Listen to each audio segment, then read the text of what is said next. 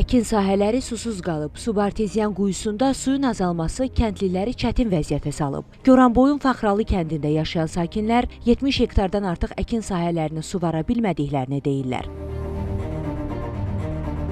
Səbəb təxminən 63 il öncə qazılan subarteziyan quyusunda suyun azalmasıdır. Kəndlilər bildiriblər ki, günəbaxan taxıl və yonca sahələri susuzluqdan məhv olur. Artsan işləmir. O artsanla sahə sulamaq olar.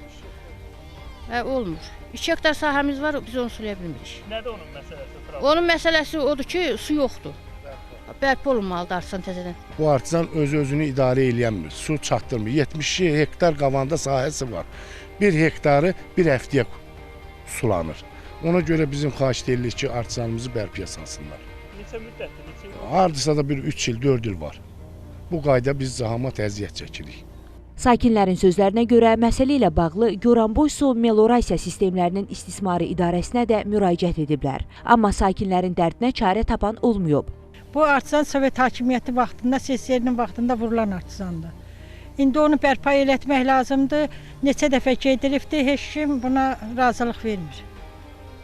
Bizim əsas çətinliyimiz su çətinliyidir. Goranboy su melorasiya sistemlərinin istismarı idarəsindən Xəzər xəbərə bildirildi ki, hazırda sözü gedən quyuda su azalıb. Ondan daha az su verən quyular var ki, hazırda növbədə onların bərpasıdır. Gələcək illərdə Faxralı kəndi ərazisində yerləşən subarteziyan quyusunun da bərpası nəzərdə tutulub. İdarədən o da bildirildi ki, sakinlərin su problemini həll etmək üçün yaxınlıqdakı digər arteziyan quyusundan həmin sahələrə su verilir. Rahim İbrahimoğlu, Aytən Fehruz, Xəzər xəbər.